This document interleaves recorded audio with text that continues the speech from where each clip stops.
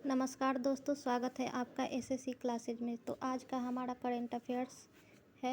तो हमारा सबसे पहले हेडलाइंस को पढ़ लेते हैं, भारत के हेडलाइंस को पढ़ लेते हैं। तो हमारा पहला हेडलाइंस है, राष्ट्रपति रामनाथ कोविंद ने 44 शिक्षकों को राष्ट्रीय शिक्षक पुरस्कार प्रदान किया। नेक्स्ट है हमारा शिक्षा मंत्री धर्मेंद्र प्रधान ने इंजीनियरिंग और प्रौद्योगिकी में 17 संकाय सदस्यों को SICTE विश्वस्तरीय सर्वश्रेष्ठ पुरस्कार प्रदान किया।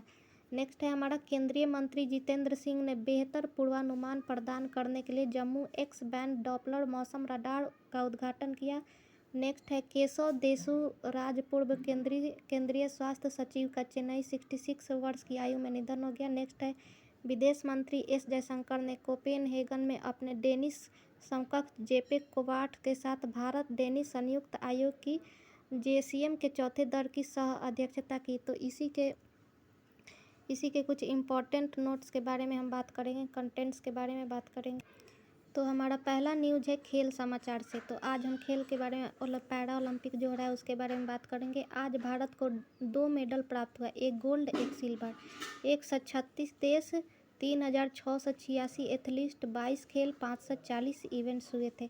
टोक्यो पैरालंपिक ये कब शुरू हुआ था और कब ख़त्म हुआ? तो 24 अगस्त को शुरू हुआ और 5 सितंबर 2021 को ख़त्म हो गया। भारत के टूर्नामेंट में अब कुल 15 मेडल हो गए। शूटिंग में मनीष नरवाल ने गोल्ड जीता। मनीष नरवाल ने टोक्यो पैरालंपिक 2020 में 15 मीटर मिक्स्ड शूटिंग में गोल्ड मेडल जीतकर इतिहास रचा। यह भारत देश का तीसरा स्वर्ण पदक है। गोल्ड कितना मिला है पैरालंपिक में? 3। सिल्वर कितना मिला है? 7। ब्रॉन्ज कितना मिला है? 5। बाई अमित कुमार सी राजाधाना शूटिंग में इन्होंने सिल्वर मेडल जीता। 50 मीटर मिक्स्ड शूटिंग सिल्वर मेडल जीतकर। इससे पहले वे 10 मीटर एयर पिस्टल में ब्रॉन्ज मेडल जीत चुके हैं। तो आइए नेक्स्ट अपने न्यूज़ के बाद।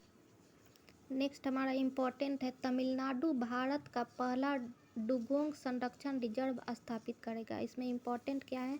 तमिलनाडु सरकार ने हाल ही में दक्षिण पूर्वी तट पर पाक खाड़ी में भारत के पहला डुगोंग संरक्षण रिजर्व स्थापित करने की अपना योजना घोषित की। हाईलाइट में क्या है? डुगोंग या समुद्री गाय एक लुप्तप्राय समुद्री स्तनपायी है। यह निवास स्थान के नुकसान, समुद्री प्रदूषण और समुद्री घास के नुकसान के कारण विलुप्त होने का सामना कर रहा है। ये जो पूछेगा अगर एग्जाम में कि डुगोंग है क्या, तो ये एक समुद्री गाय है जो लुप्तप्राय होने वाला है। ये डुगोंग मन्नार की खाड़ी तमिलनाडु में पाक खाड़ी में पाया जाता है। ठीक है, डुगोंग है क्या, इसके बारे में हम बात करेंगे।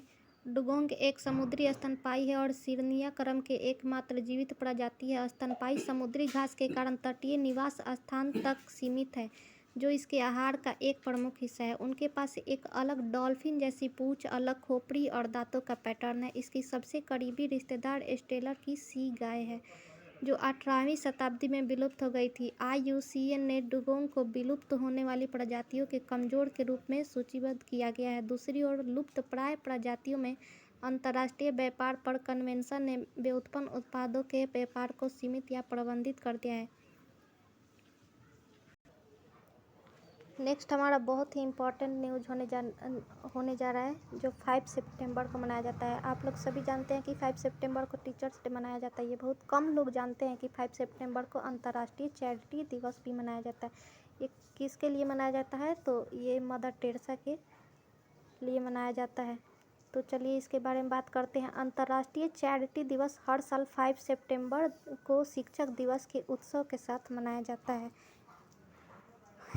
इस दिन किसी भी प्रकार के परोपकारी और मानवीय प्रयासों को सम्मानित किया जाता है। एक समुदाय को पीड़ित करने वाली समस्याओं को दूर करने के उद्देश्य में दान किया जाता है। दुनिया भर में कई संगठनों ने सार्वजनिक स्वास्थ्य सेवा, आवास, शिक्षा, महिला शिक्षा सशक्तिकरण, बाल विकास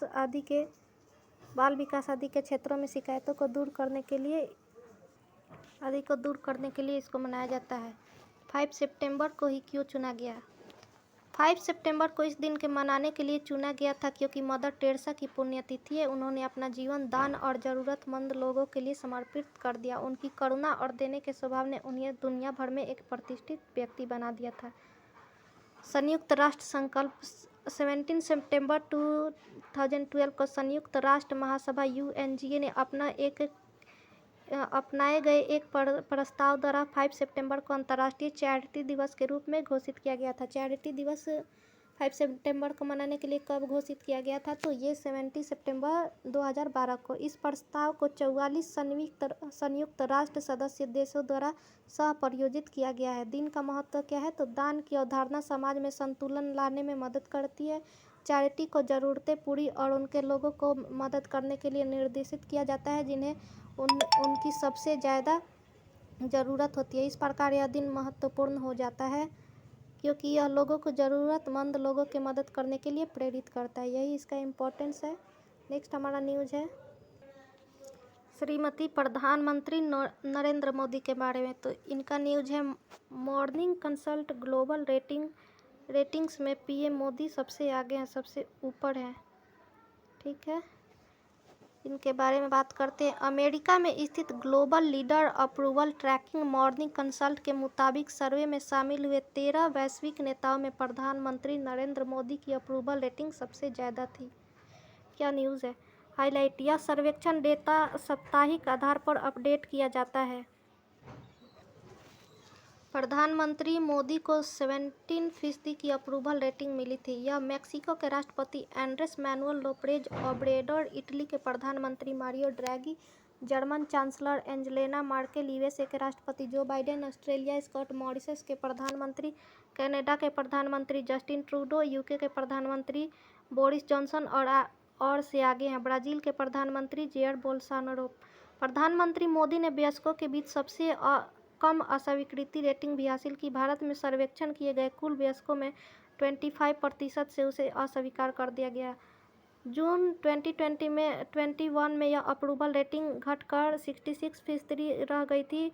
अगस्त 2019 में इसमें 20 अंक की गिरावट आई है जब उनकी रेटिंग 22% थी।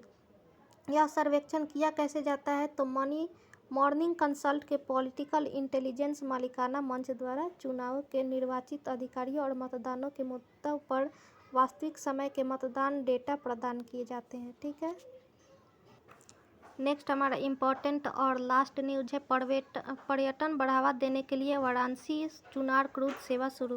वाराणसी चुनार क्रूज सेवा 5 सितंबर 2021 को शुरू हुई और वाराणसी में पर्यटन सुविधाओं में एक नया आयाम जोड़ा। गंगा नदी में यह क्रूज सेवा वाराणसी से मिर्ज़ापुर के ऐतिहासिक चुनार किले तक चलेगी। ये कहाँ से कहाँ तक चलेगी? अगर एग्जाम में पूछेगा तो ये क्या हो गया? वाराणसी से मिर्ज़ापुर के ऐतिहासिक चुनार किले तक चलेगी। वाराणसी की यात्रा करने वाले पर्यटक अब गंगा नदी में लगभग 30 किलोमीटर लंबी यात्रा कर सकते हैं। तो आज के लिए बस इतना काफ़ी है। अगर अच्छा लगे तो चैनल को सब्सक्राइब कीजिए और लाइक कीजिए। Thank you.